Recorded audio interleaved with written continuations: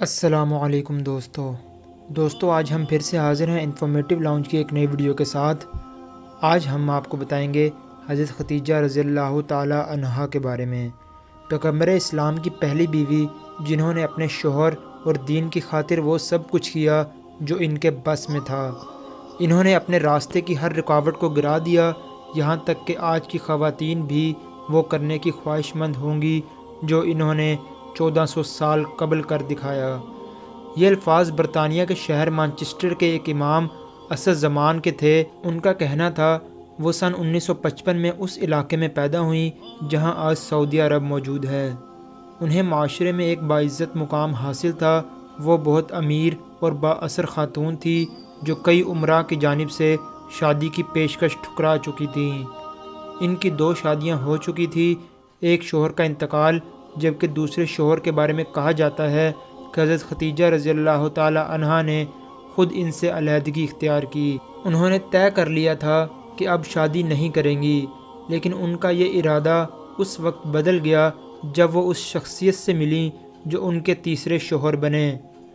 اسد زمان کہتے ہیں کہ انہوں نے اس شخصیت میں ایسی شاندار خصوصیات دیکھیں کہ شادی کے بارے میں ان کا ذہن تبدیل ہو گیا۔ اصل میں حضرت خدیجہ رضی اللہ تعالی عنہا نے پیغمبر اسلام کو اپنی تیسری شادی کے لیے منتخب کیا اور شادی کی پیشکش کر دی۔ حضرت خدیجہ کی عمر 40 سال جبکہ پیغمبر اسلام حضرت محمد صلی اللہ علیہ وآلہ وسلم کی عمر 25 سال تھی۔ یہ صرف ان دونوں کے رشتے کی کہانی نہیں بلکہ یہیں سے ایک ایسے مذہب نے جنم لیا جس کے پیروکار آج اپنی تعداد کے لحاظ سے دنیا میں دوسرے نمبر پر ہیں۔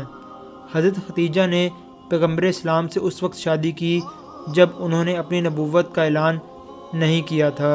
دوستوں، نیو یارک یونیورسٹی میں قدیم مشرق وسطیٰ کی تاریخ کے پروفیسر رابرٹ ہوائلینڈ کہتے ہیں کہ حضرت خدیجہ کی شخصیت کی تفصیلی تصویر پیش کرنا مشکل ہے۔ ان کی ایک وجہ تو یہ ہے کہ ان کے بارے میں جو کچھ بھی لکھا گیا وہ ان کے انتقال کے کافی سال بعد لکھا گیا۔ حضرت خدیجہ کے تجارتی قافلوں کی پوری عرب دنیا میں رسائی تھی۔ پروفیسر رابرٹ ہوائلینڈ کے مطابق وہ آزادانہ فیصلے کرنے والی اور بہت مضبوط ارادوں والی خاتون تھی۔ مثال کے طور پر انہوں نے اپنے کزن کے ساتھ شادی سے انکار کر دیا تھا جبکہ ان کا خاندان روایتی طور پر اس رشتے کی حمایت کرتا تھا، لیکن وہ اپنے شوہر کا انتخاب خود کرنا چاہتی تھی۔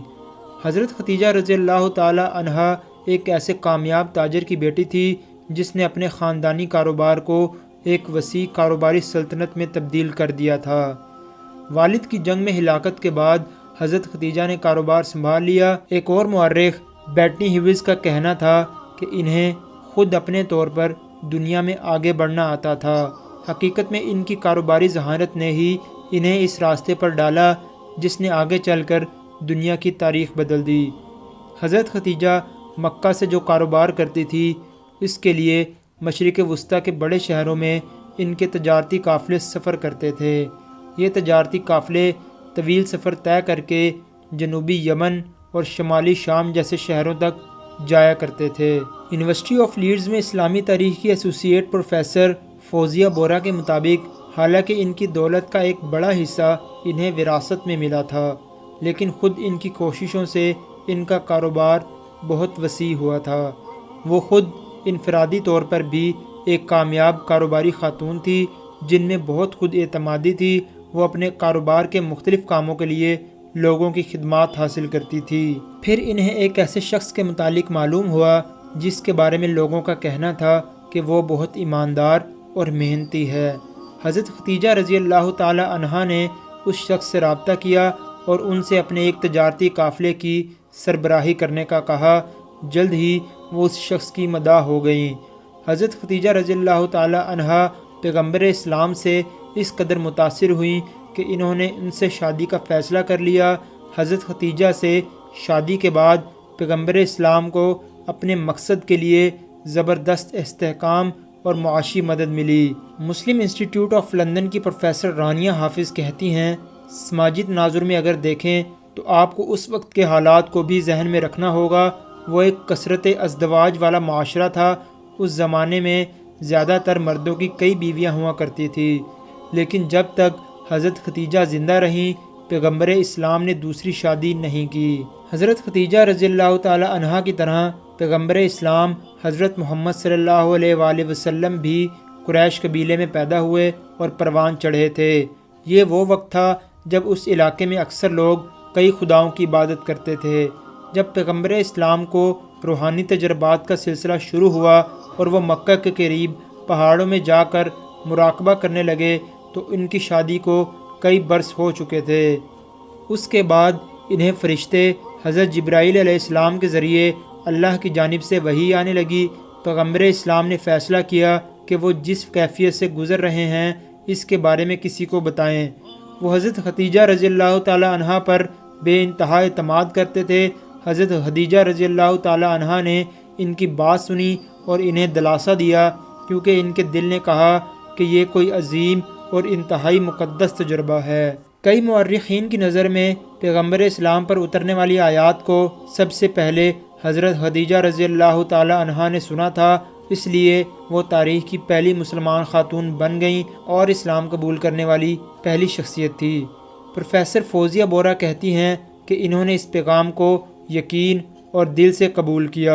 پروفیسر فوزیہ کا کہنا ہے کہ حضرت ختیجہ نے اپنے شوہر اور پیغمبر اسلام حضرت محمد صلی اللہ علیہ وآلہ وسلم اور اسلام کی حمایت اور مدد کے لیے وہ سب کچھ کیا جو ان کے بس میں تھا۔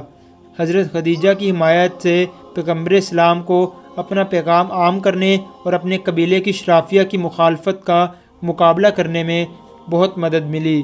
پروفیسر فوزیہ کے مطابق جب پیغمبر اسلام نے تبلیغ شروع کی تو مکہ کے معاشرے میں ان کی بہت مخالفت ہوئی، کیونکہ مختلف خداؤں کی عبادت کرنے والے معاشرے میں وہ ایک خدا کو ماننے کا پیغام دے رہے تھے۔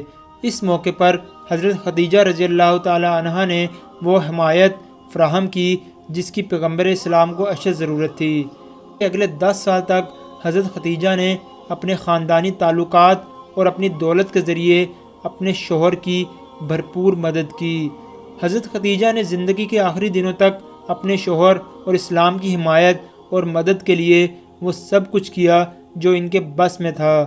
سن 619 میں وہ بیمار ہو گئیں اور ان کا انتقال ہو گیا، اور اس وقت پیغمبر اسلام اور ان کی رفاقت کو 25 سال ہو چکے تھے، اور حضرت خدیجہ رضی اللہ تعالی عنہا کا بچھڑنا ان کے لیے ایک بڑا صدمہ تھا۔ تو دوستو آج کی ویڈیو میں بس اتنا ہی۔ ویڈیو اچھی لگی ہو تو ہمارے چینل کو سبسکرائب کرنا مت بھولیے گا اور بیل کے آئیکن پر ضرور کلک کیجیے گا تاکہ آپ کو ہماری ہر نئے آنے والی ویڈیو کا نوٹیفیکیشن مل سکے۔ بہت جلد حاضر ہوں گے ایک نئی ویڈیو کے ساتھ۔ اللہ حافظ۔